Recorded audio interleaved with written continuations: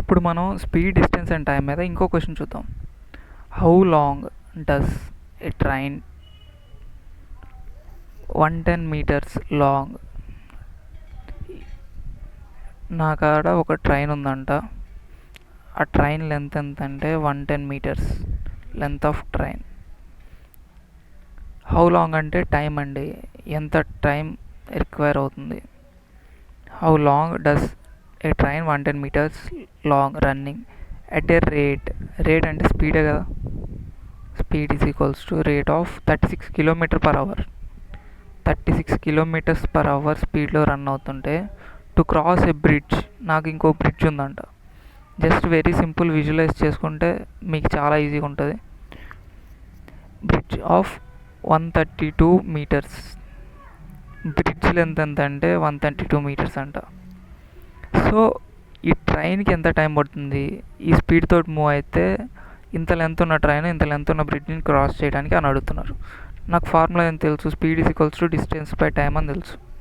వాళ్ళు నన్ను ఏం అడుగుతున్నారు, టైం అడుగుతున్నారు. సో టైం అనే పారామీటర్ని ఇటు పక్క పెట్టుకుంటా, డిస్టెన్స్ బై స్పీడ్ అయిపోతుంది. So time TT is equal to distance ఎంత, టోటల్ డిస్టెన్సు ఈ డిస్టెన్స్ దాటాలి అండ్ ఈ డిస్టెన్స్ దాటాలి. So LT plus LB by speed ఎంత, ఎస్టీ స్పీడ్ ఆఫ్ ట్రైన్. ఇదేం మూవ్ అవ్వట్లేదు కదా, ఈ బ్రిడ్జ్ స్టేషనరీగా ఉంది కాబట్టి ఈ స్పీడ్ని కన్సిడర్ చేయాల్సిన అవసరం లేదు. ట్రైన్ అనేది ఇటువైపు మూవ్ అవుతుంది కాబట్టి స్పీడ్ని కన్సిడర్ చేసుకుంటున్నాం. So TT is equals to length of train ఎంత 110 meters plus 132 meters bridge length by speed of train ఎంత 36 km/h. ఇక్కడ మీరు యూనిట్స్ అనేవి కన్సిడర్ చేసుకోవాలి. చాలామంది స్పీడ్లో చేసే తప్పు ఏంటంటే యూనిట్స్ అనేవి మార్చరు, అప్పుడు మీకు రాంగ్ వస్తుంది. పైన మీటర్స్లో ఇచ్చాడు, కింద కిలోమీటర్స్లో ఉంది స్పీడ్. ఈ కిలోమీటర్స్ని మనం ఎప్పుడైనా మీటర్స్లోకి మార్చేసేయాలి. సో ఈ రెండు యాడ్ చేద్దాం పైన న్యూమరేటరీ. 132 + 100 ఎంత 232 meters by 36 km/hని మీటర్/సెకండ్లోకి మార్చేస్తున్నా. 1 km/h is equals to 5/18 meter/second కదా.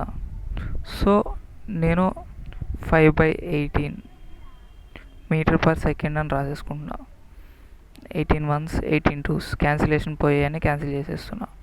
2 1s 2 1s are 2, 2 1s are 2 పోతే 1 మిగులుతుంది, 2 6 are 12.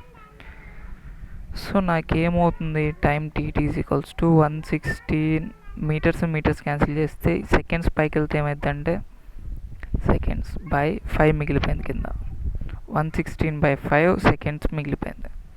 So in terms of సెకండ్స్లో అయితే ఇలా వచ్చింది. అదే మినిట్స్లో అంటే 1 minute is equals to 60 seconds కదా.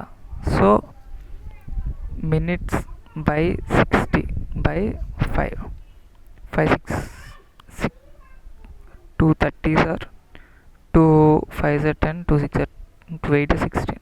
క్యాన్సిల్ పోతే క్యాన్సిల్ చేసేయచ్చు. 2 1s are 2, 2 5s are 10, 2 2s are 4, 2 9s are 18.